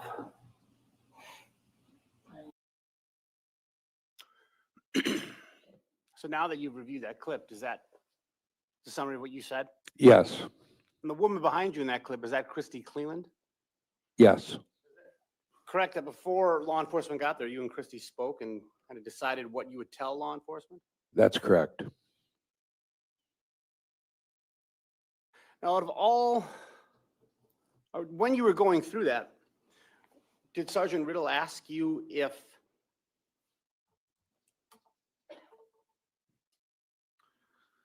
something along the lines of, why didn't you ask Samantha what happened when you walk in? Yeah, I believe so. Did you tell Sergeant Riddle something along the lines of you didn't want Samantha to confess to you? I don't recall that. Kind of as we've been doing, would it help refresh your recollection if I played a clip of that? Yes. So with that in Exhibit 1, I have a clip called Pfeffer Confess. And once again, if you can set it up with the counter number or the time, so there's clarity in our notes. Yep. So the counter number on this one, it's a 34-second video. The time is again July 19th. It's at 3:39 a.m. and 48 seconds. I will play it in its entirety. There, one of my first questions is probably going to be like, Samantha, what the hell happened? What the hell happened? Even if she didn't. You didn't even ask that. You didn't even ask that. I instantly went. She didn't say anything. No, she said, tell the cops Joey stabbed himself. And I'm just gonna go off of what she said because I am who I am in the streets. And I just simply rolled with it. I don't wanna know. I don't want her to confess to me. I don't want her to confess to Christy. I don't wanna know. Just, you told me this. That clip is now done. So you said you didn't want her to confess. Yes. And those were your words? Yes. Now, after all of that, is it fair to say that's 3 versions to the police at that point? Yes. Fair to say that even now, as we said, none of those are the complete truth? Correct. Because when you first got to that apartment, July 18th, around 9:46 p.m., and you walked up those steps, is it true that your first reaction when you opened that apartment door was you thought that Sam had stabbed Joey? Yes. You had the recording app on your phone, is that correct? Yes. And you said you stabbed and you stopped right there, is that correct? I don't recall. I don't remember that. Would it help if I played a clip that you had recorded on your phone? Sure. In the same we have been, would like to play Pfeffer recording 1. It's a clip of the crime lab video, so the time is going to be before, so that exhibit that was played with Lisa Krieger yesterday morning. The clip of that exhibit. And what's the duration of the clip? It's part of Exhibit 1. It's not the entire thing. I'll know the specific time when I open it up. Okay. Hello. This is a 15-second clip. The timer on it starts at 21:47:15. I will play it in its entirety. And it's from July 18th of 2024. Terry time is what? 21:47:15. 47 p.m. and 15 seconds. Yes, sir, on July 18th of 2024. Go ahead. Hello.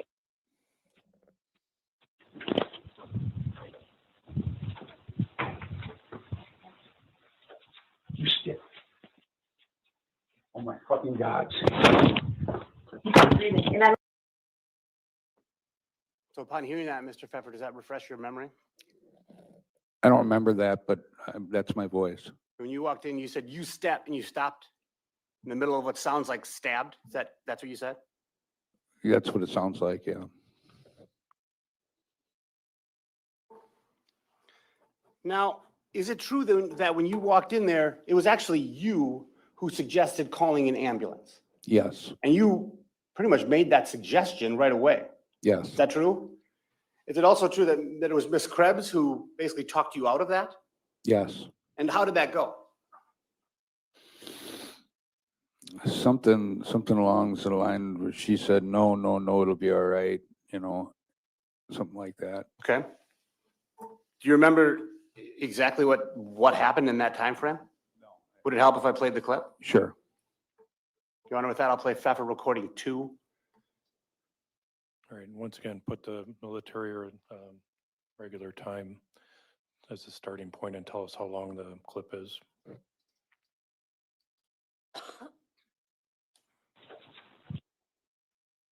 In the clip in its entirety, this one starts at 21:47:24. It's a 17-second clip. 21:47 and what? 24, And how many seconds is the clip? 12, sorry. I need new glasses, apparently, 12 seconds. I'm going to play it in its entirety. You stick. Oh my fucking God.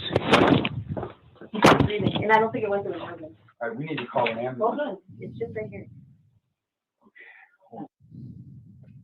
Were you able to hear that recording, Mr. Pfeffer? Yes, I was. At the end of it, do we hear a part that says, hold on, it's just right here? Yes, Whose voice is that? that's Samantha's.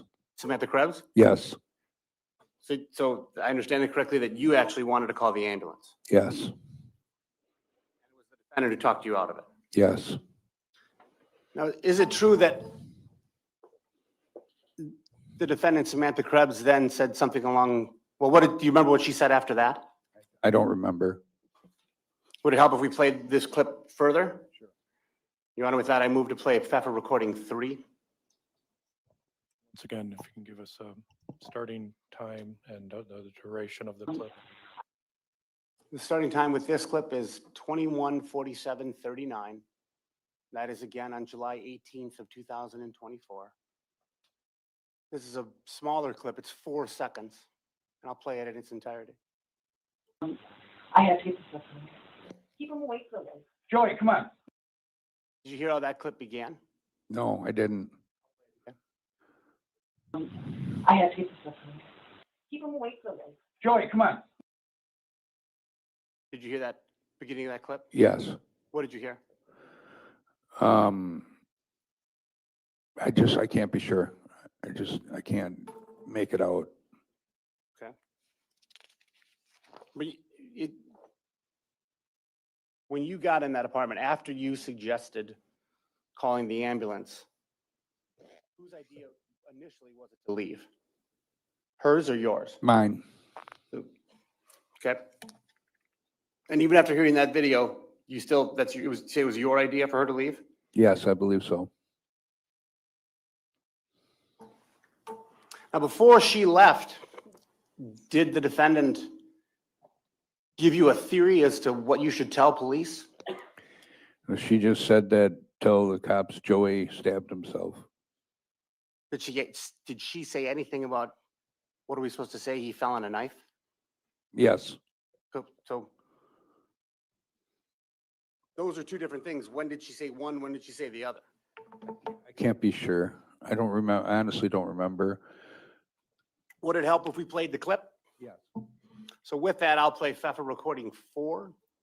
It's the final part of this section of the crime lab video. Buddy. So this video starts at 21:47:44. It's from July 18th of 2024, and it's 9 seconds long. I'm going to play it in its entirety. Buddy. What are you supposed to say? You fell on a knife? Hey. I don't fucking know. Did you hear that, Mr. Pfeffer? Yes, I did. What did you hear? Samantha saying, what should I say? He fell on a knife? And then what did you hear after that? Like, did you hear, was it you who said, I don't know? Yes. Where is Christy in all of this? Just kneeling down and putting pressure on his wound. Did you hear somebody saying, hey, in there as well? Yes. And who was that? I don't know. So with that, I'll play it again. Buddy. What are you supposed to say? You fell on a knife? Hey. I don't fucking know. Hear that at the end, the hey? Yes, that was Christy. So do I understand your testimony correct, that the voice that suggested, what are we supposed to say, he fell on a knife, that was the defendant? Yes. And the hey, that was Christy? Yes. And the voice who said, I don't fucking know, that was you? Correct. Now we're going to jump around a little bit on the timeline just to make sure that we get everything. Is it correct that you were deleting things on your phone after law enforcement arrived? Yes. What were you deleting? I was deleting things that may have led me to get in trouble. Were those messages from Sam? Yes. And messages from Joey? Among other things, yes. What else did you delete? Conversations I had with other people that may have been illegal in nature. Okay, but you didn't delete everything? I'm sorry, that No. microphone didn't pick up your answer. Okay. And then as we saw, I believe it was yesterday, did Sam call again? Yes, After that initial call that we saw in the video yesterday? I don't remember. Do you remember handing your phone to a police officer? Yes, Do you remember telling Sam what you were doing? yes. What did you tell her? I told her that the cops are now going to have my phone.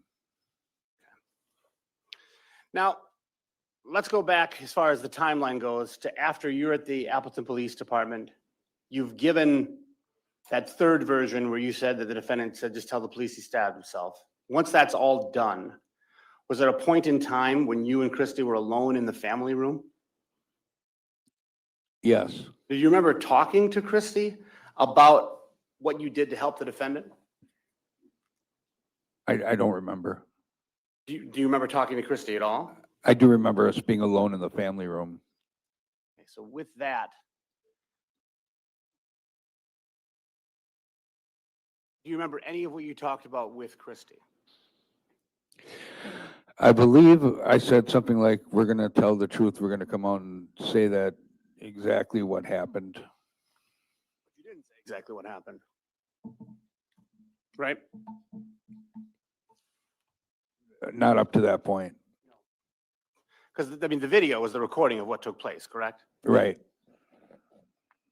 Now, when you spoke to, well, let's just go through it this way. Do you remember specifically what you told Christy in the family room when you were with her? No. Would it help to view the recording of that? Yes. Your Honor, with that, I move to play what's on Exhibit 1. It's 6, John and Christy at APD. And you can give us a starting point time-wise? Or this one is quiet, so I don't know if the court could, if we're at the max volume, but this one's a little bit quieter. If you can control it on yours, that would help too. Thank you. Okay, so I played it and now I'm backing it up, but turn up a little bit. What's the time? The time is, now we're on July 19th, 2024. It's later in the morning. It's 4:15:20. The clip here, I believe, is 59 seconds long. And then I'll play it in its entirety. You did good, baby. That's everything. I just didn't want to see you get caught. I will do I it. really love you too. I mean it. I won't do anything different. Protected her the best I could. I know you did. I'm still trying, but they were going to find out. Go get a style. Yeah.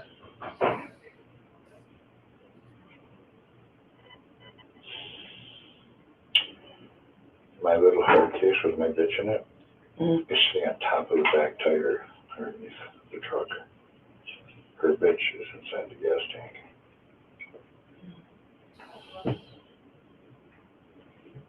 So they'll probably find that.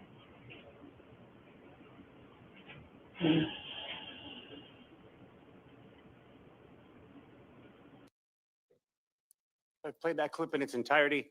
Let's go through it. Do you remember the first thing now that you've watched that, Mr. Pfeffer, that you spoke to Christy about? I still didn't hear it. The first part of that conversation, I didn't pick up. Did it again? Sure. Okay. You did good, baby. That's everything. I just didn't want to see you get caught. I will do it. I really love you too. I mean it. I won't do anything different. Protected her the best I could. I know you did. I'm still trying, but they were going to find out. Go get a style. Yeah.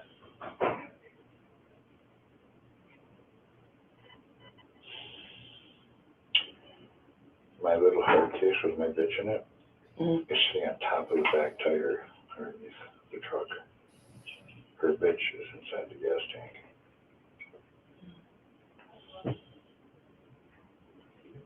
So they'll probably find that.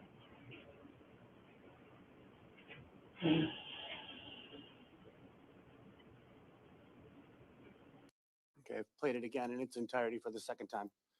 Did you hear the initial thing that you said to Christy? I still didn't pick up on it. How did you feel about how Christy had handled herself and what she had told law enforcement? I felt she handled herself good. Before you spoke to law enforcement, you and her, did you and her speak about what to say? Yes. What did you say between the two of you?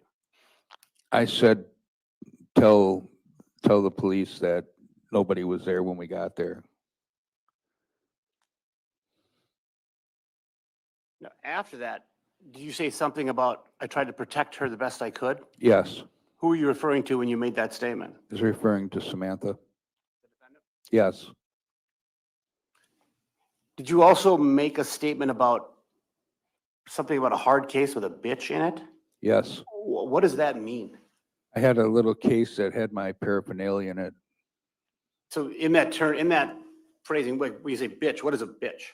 That's a slang street word for a pipe. Okay, a pipe, what's that pipe used for? Smoking meth.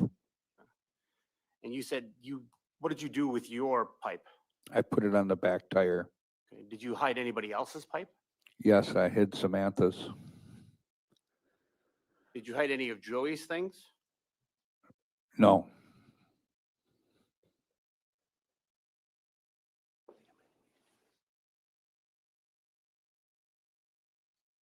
Okay, so give me 1 sec.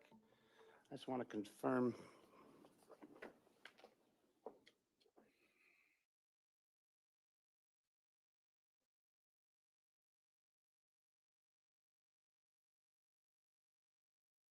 Yes, you can approach. Mr. Pfeffer, I'm going to show you what's been marked as exhibits 113, 14, 15, 16, and 17, if I could. What I want you to do, sir, is just take a look at those and see if you recognize them. Feel free to take your time.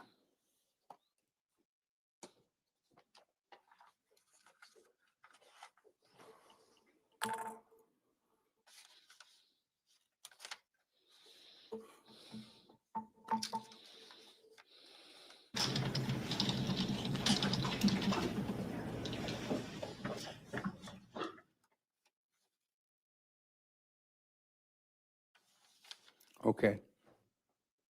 And what is the first number on there? It's 113, right? Actually, before we get to that point, all of those pictures, do you recognize those pictures? I recognize what's in the pictures. What are those pictures of? Paraphernalia. Okay, and that's 113 through 116? I'm sorry, 113 through 115? Yes. How about 116? Do you recognize what's in 116? That's a picture of my vehicle. How about 117? Of it. Okay, are those all pictures of how those things looked that evening on July 18th, 2024? Yes. Your Honor, I'd ask to admit exhibits 113 to 117 and publish the same. Any objection? No, sir. Okay, jurors can note in their notebooks, photo exhibits 113 through 117 are received. Go ahead, you can publish.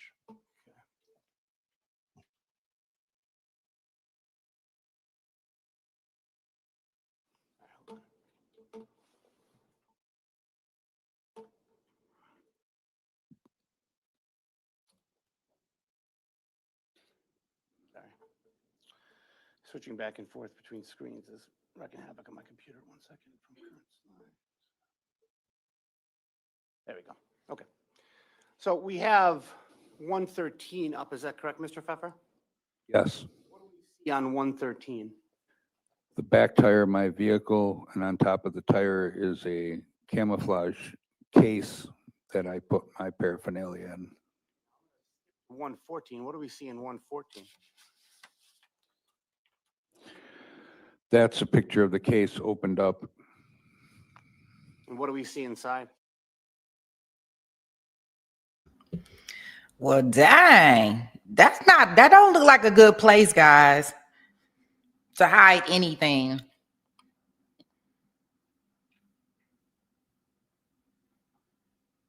What is that? Oh my goodness, you could tell that I don't know anything about this type of, it's huge. Whoa, what were they doing?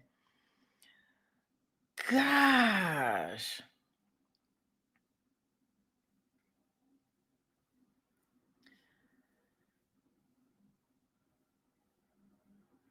Oh my.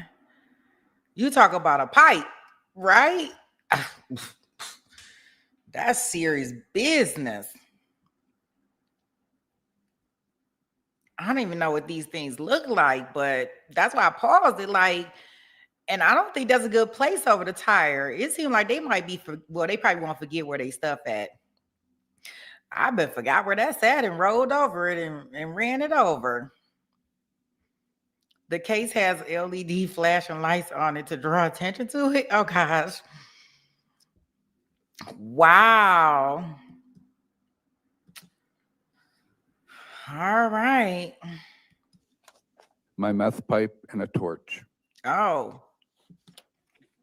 Torch, is that another word for a lighter? Yes. 15.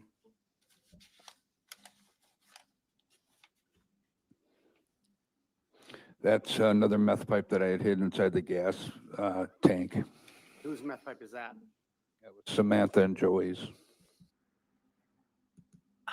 They were out in the gas tank. What is all this red stuff on it? Oh my goodness. Disgust. He didn't hid it in the gas tank. Y'all see this? Now that was a better hiding place than the top of the doggone tire to me. Gosh, can you imagine all the fumes and stuff? Yikes. That looked disgusting. I would not put, do they have to put their lips on that? You say you learned about new hiding places that you shall not use, Merelda. No, Merelda. You say new hiding places that don't work. Right, Maddie? Oh, goodness. Yeah, do they? Look there, she want to see what comments I'm gonna make so she can save them. I really want to know, do they put their lips on that? Good grief. Ew. I bet you that's blood from the scene. Watch. Disgust.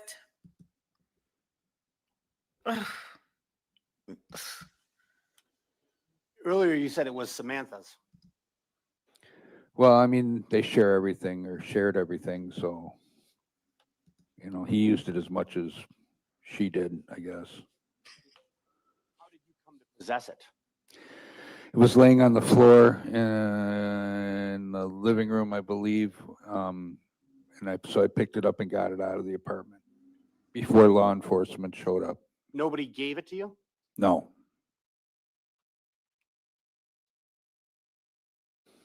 Do you see a substance on the pipe, a red substance? Yes. Know where that substance came from?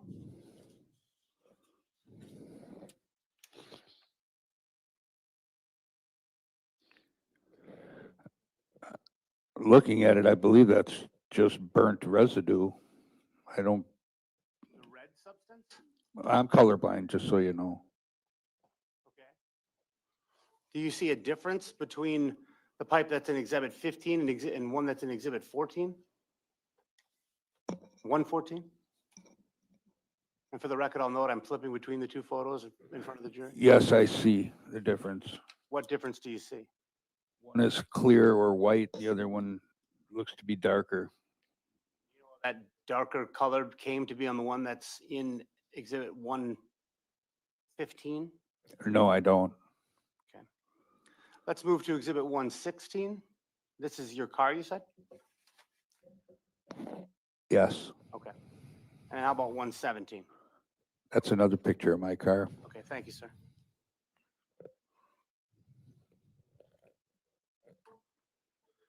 I pause just for 1 second while I switch between media.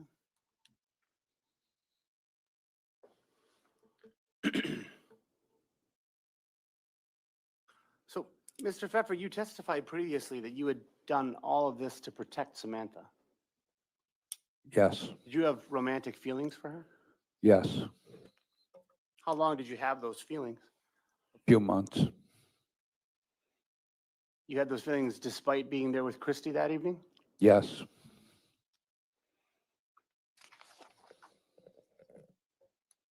Remember leaving Samantha a voicemail on about May 2024 expressing those feelings? Yes. What did that voicemail say? I don't remember exactly.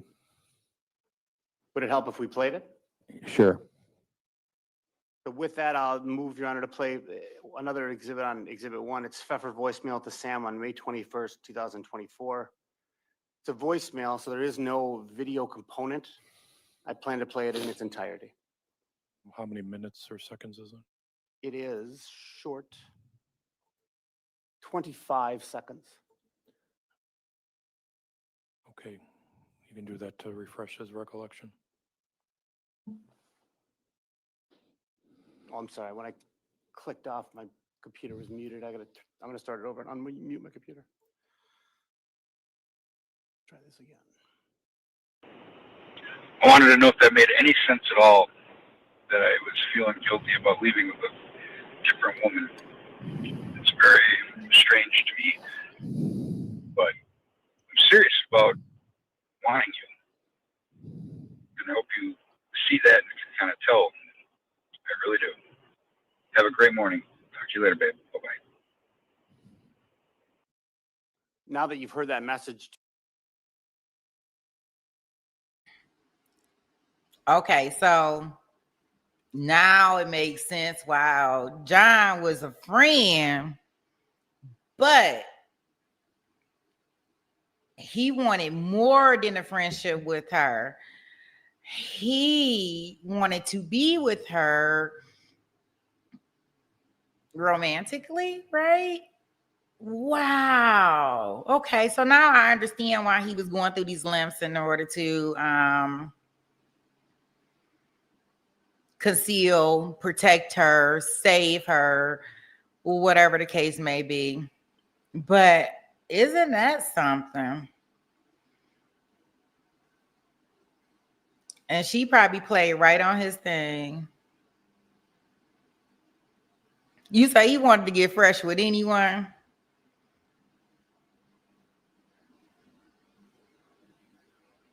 Yeah, romantically. He wanted to, I guess he was whipped without the whipped cream. She probably did. I believe she probably did. And she knew he liked her, and she probably didn't have no interest in him. And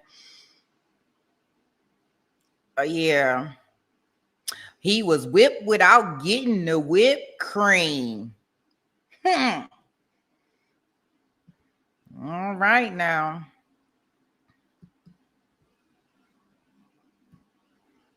do you remember it? Yes. Message to Sam? Yes.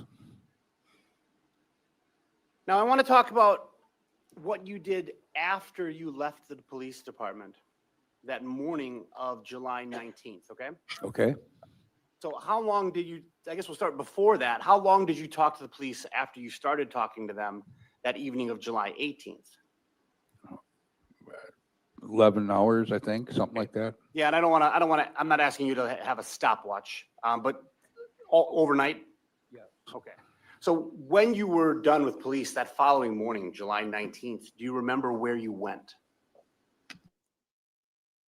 I believe we went to my mother's house. And what did you do at your mother's house? I went in and talked to her and told her what had happened. And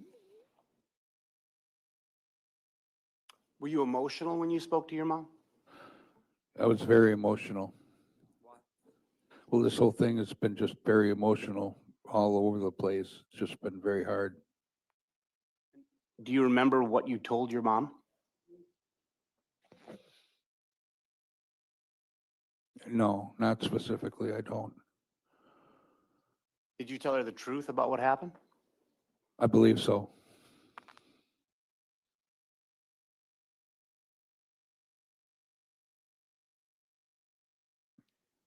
When you were at your mom's, did you and Christy both go? Yes, but Christy stayed out in the car. Okay. What did you do after you left your mom's house? I went to a friend's house where I believe Samantha would be. Which friend? His name is Jeff. Do you know Jeff's last name? No, I don't. Call about what time you got to Jeff's house? I don't remember. Okay, do you know where Jeff lives? Yes. He lives in the Veterans Buildings in Appleton. Okay, now, do I remember your testimony right that you said before you called 911, you called the Jeff that said, and you said something along the lines of, "This is an emergency, call me right now." Do you remember that? Yes. Are we talking about the same Jeff? Yes. Now, you said you don't remember what time you got to Jeff's, is that correct? Correct. If I showed you a photo of you arriving there with a timestamp that was close to that time, would that maybe help refresh your memory? Sure.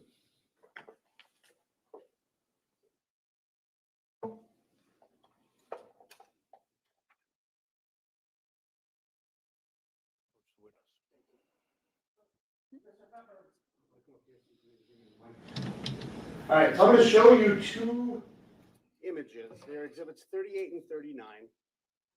I want you to just take a look at them specifically as to who is in them and then what time is in the upper right corner of those images. Feel free to just take a look. And then when you're done, I'll ask you some more questions, okay? Okay. In the pictures is Christy and my. Wait. I don't want, wait till I ask questions. I just want you to take a look at them. See if do you recognize the people in those photos? Yes. Okay, so let's look at both of them. Who are the people in those photos? Myself and Christy Cleveland. Okay, and when about, do you recognize the area that those photos are from?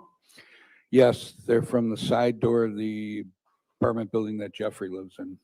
Okay, and what time, actually, before I ask that, let me ask this. After looking at those photos, does that help you remember exactly when you got there? Yes. And so about what time did you get to Jeff's apartment? 11:30 a.m. And how long did you stay there? About 40 minutes. Now, when you left, let me ask that a different way. Did you get anything while you were at that apartment? Yes, I picked up a cell phone from Samantha. And do you know, was that originally Samantha's phone or was it somebody else's? It was Samantha's phone. And what did you do with the information that was on that phone? I deleted her iCloud information, backed it up to the cloud, and then deleted it. And why did you do that? So I could put my iCloud information on the phone. Did you tell Samantha about that? No, I did not. Backing up the iCloud information? Yeah, I did. I told her I backed up her contacts and all her other information so she could still get access to them. Did she ask you to do that? No, I just did it on my own. Did you communicate with her about that? Yes.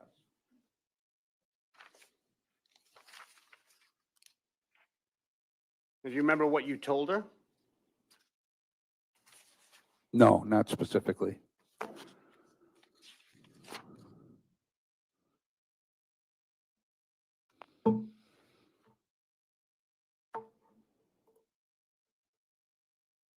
Would it help if I showed you the messages that you communicated with Samantha on about that phone? Yes. The bailiff hand me the last exhibit that he reviewed. Oh, sure. Yeah. Yeah, good idea.